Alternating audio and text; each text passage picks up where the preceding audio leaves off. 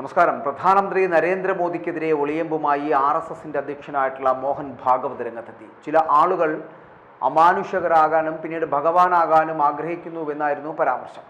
ചില ആളുകൾക്ക് സൂപ്പർമാൻ ആകണമെന്ന ആഗ്രഹമുണ്ട്, പിന്നീട് ദേവതയാകാൻ തോന്നും, പിന്നെ ഭഗവാനാകണമെന്നും.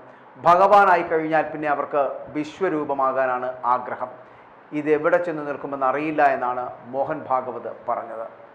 രാജ്യത്തിൻ്റെ ഭാവിയെ ഓർത്ത് തനിക്ക് ആശങ്കയില്ലെന്ന് പറഞ്ഞ അദ്ദേഹം രാജ്യത്തിൻ്റെ പുരോഗതിക്കായി എല്ലാവരും കൂട്ടായി പ്രവർത്തിക്കുന്നുവെന്നും അതിൻ്റെ ഫലം തീർച്ചയായും ലഭിക്കുമെന്നും അദ്ദേഹം പറയുന്നുണ്ട്. ലോക്സഭാ തെരഞ്ഞെടുപ്പ് ഫലത്തിന് പിന്നാലെയാണ് BJPയും RSSും തമ്മിലുള്ള അസ്വാരസ്യമുണ്ടെന്ന ആരോപണം നിലനിൽക്കുകയും ആ നിലനിൽക്കുന്ന സാഹചര്യത്തിലാണ് ഇപ്പോൾ മോഹൻ ഭാഗവതിൻ്റെ പരോക്ഷമായ വിമർശനം. അഹങ്കാരമാണ് BJPയുടെ ഭൂരിപക്ഷം കുറച്ചതെന്ന RSS നേതാവായിട്ടുള്ള ഇന്ദ്രേഷ് കുമാറിൻ്റെ പരാമർശവും ചർച്ചകൾക്കൊക്കെ വഴിവെച്ചിരുന്നു എന്നുള്ളതാണ്. തൻ്റെ ജന്മം അല്ലെങ്കിൽ ജനനം ജൈവികമായ ഒന്നല്ല എന്നും തന്നെ ദൈവം അയച്ചതാണ് എന്നും ലോക്സഭാ തിരഞ്ഞെടുപ്പ് സമയത്ത് ദേശീയ മാധ്യമത്തിന് നൽകിയ അഭിമുഖത്തിൽ അന്നത്തെ പ്രധാനമന്ത്രി നരേന്ദ്രമോദി പറഞ്ഞത് എല്ലാവർക്കും ഓർമ്മയുണ്ടാകും.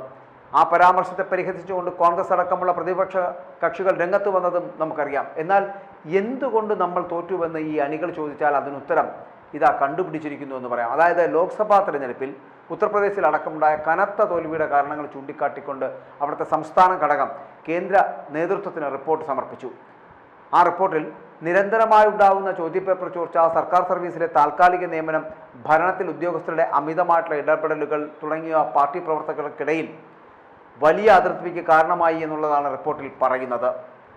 MLAക്ക് ഒരു അധികാരവുമില്ല, ജില്ലാ മജിസ്ട്രേറ്റും ഉദ്യോഗസ്ഥരുമാണ് ഭരണം നിയന്ത്രിക്കുന്നത് എന്നും ഇത് പ്രവർത്തകർക്ക് അപമാനകരമായി തോന്നിയെന്നും വർഷങ്ങളായി RSSും BJPയും ഒരുമിച്ച് പ്രവർത്തിച്ചാണ് സമൂഹത്തിൻ്റെ അടിത്തട്ടിൽ വളരെ ശക്തമായ ബന്ധമുണ്ടാക്കിയത് എന്നും ഉദ്യോഗസ്ഥർക്ക് പാർട്ടി പ്രവർത്തകർക്ക് പകരമാകാനാകില്ല എന്നും ഒരു മുതിർന്ന നേതാവിനെ ഉദ്ധരിച്ചുകൊണ്ട് മാധ്യമങ്ങളടക്കം റിപ്പോർട്ട് ചെയ്യുകയും ചെയ്തു. കാരണം കഴിഞ്ഞ 3 വർഷത്തിനിടെ മാത്രം 15 ചോദ്യപേപ്പർ ചോർച്ചകളാണ് സംസ്ഥാനത്തുണ്ടായത്. ഉന്നത സർക്കാർ ജോലികളിലെല്ലാം കരാർ ജീവനക്കാരെ നിയമിച്ചു.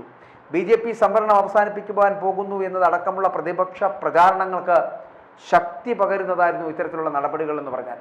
സംസ്ഥാന നേതാക്കളെ വെവ്വേറെ വിളിച്ച് ഇത്തരം വിഷയങ്ങൾ ചർച്ച ചെയ്യാൻ കേന്ദ്ര നേതൃത്വം തയ്യാറാവേണ്ടതാണ്. പക്ഷെ അതിന് ആരും തയ്യാറാകുന്നില്ല.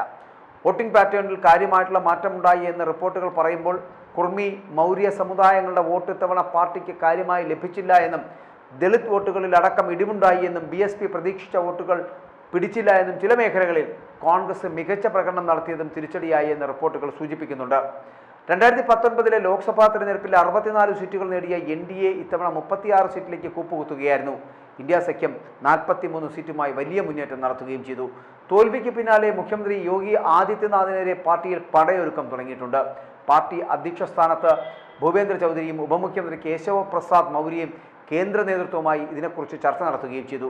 സംസ്ഥാനത്ത് മന്ത്രിസഭാ പുനഃസംഘടന വേണമെന്ന് ഇവർ ആവശ്യപ്പെട്ടതായാണ് വിവരം. അമിത ആത്മവിശ്വാസമാണ് പാർട്ടിക്ക് തിരിച്ചടിയായത് എന്നാണ് മുഖ്യമന്ത്രി പാർട്ടി എക്സിക്യൂട്ടീവ് യോഗത്തിൽ പറഞ്ഞത്. എന്നാൽ പാർട്ടി പ്രവർത്തകരുടെ വികാരം മാനിക്കണമെന്നായിരുന്നു കേശവ് പ്രസാദ് മൗര്യയുടെ വാദം.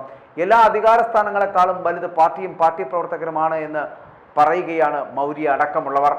പിന്നാക്ക വിഭാഗങ്ങൾക്കിടയിൽ പാർട്ടിയുടെ സ്വാധീനമെന്ന് പറയപ്പെടുന്ന വൻതോതിൽ ഇടിഞ്ഞത് ഗൗരവമായാണ് നേതൃത്വം കാണേണ്ടത് എന്ന് പറയുന്നുണ്ട്. മുൻ മുഖ്യമന്ത്രി കല്യാൺ സിംഗിൻ്റെ കാലത്ത് 1990-ൽ ലോധ് സമുദായത്തിനിടയിൽ പാർട്ടിക്ക് വലിയ സ്വാധീനമുണ്ടായിരുന്നു. നരേന്ദ്രമോദിയുടെ നേതൃത്വത്തിൽ OBC വിഭാഗത്തിനിടയിൽ വലിയ സ്വാധീനമുണ്ടാക്കാൻ കഴിയുകയും ചെയ്തു. 2014, 2017, 2019, 2022 തിരഞ്ഞെടുപ്പുകൾ പാർട്ടി വലിയ വിജയം നേടിയത് OBC പിന്തുണയിലുമാണ്.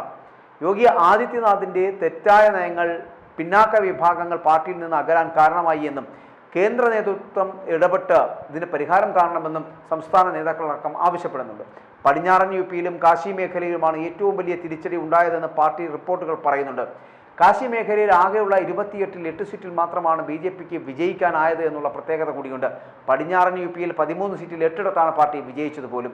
മുഖ്യമന്ത്രി യോഗി ആദിത്യനാഥിൻ്റെ പ്രവർത്തന കേന്ദ്രമായ ഗോരഖ്പൂരിൽ 13 സീറ്റിൽ 6 BJP വിജയിച്ചത്.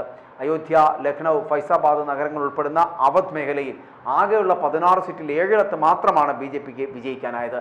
അതിനിടെ സഖ്യകക്ഷി നേതാക്കളും സംസ്ഥാന സർക്കാരിനെതിരെ രംഗത്ത് വന്നിരിക്കുകയാണ്.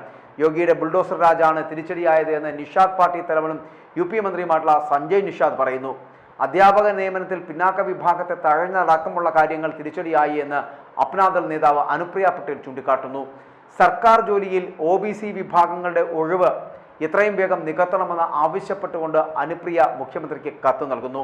ഇതൊക്കെ ശ്രദ്ധേയമാണ്. അതേസമയം മോശം സ്ഥാനാർത്ഥികളെ നിർത്തിയതാണ് തോൽവിക്ക് കാരണമെന്നാണ് യോഗി ആദിത്യനാഥിനെ പിന്തുണയ്ക്കുന്നവർ പറയുന്നത് അല്ലെങ്കിൽ ചൂണ്ടിക്കാട്ടുന്നത്. സീറ്റ് നൽകുന്നതിൽ മുഖ്യമന്ത്രിക്ക് പങ്കില്ല. ഭരണത്തിലും ക്രമസമാധാനം നിലനിർത്തുന്നതിലും മുഖ്യമന്ത്രി സ്വീകരിക്കുന്ന നടപടികൾ അല്ലെങ്കിൽ ശക്തമായ നടപടികൾ പാർട്ടിക്ക് ഗുണകരമാണ് എന്ന് ചൂണ്ടിക്കാട്ടുന്നുമുണ്ട്. അദ്ദേഹത്തിൻ്റെ സമർപ്പണവും ആത്മാർത്ഥതയും ചോദ്യം ചെയ്യപ്പെടാൻ പാടില്ലാത്തതാണ് എന്ന് ഇവർ പറയുമ്പോഴും ചോദ്യം ചെയ്യപ്പെടുകയാണ് യോഗി ആദിത്യനാഥ്.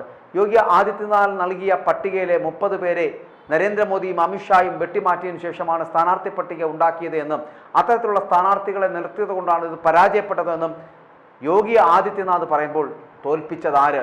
യോഗി ആദിത്യനാഥ് തന്നെയാണോ BJP-ക്കാരെ തോൽപ്പിച്ചതെന്ന് ചിന്തിക്കേണ്ടിയിരിക്കുന്നു.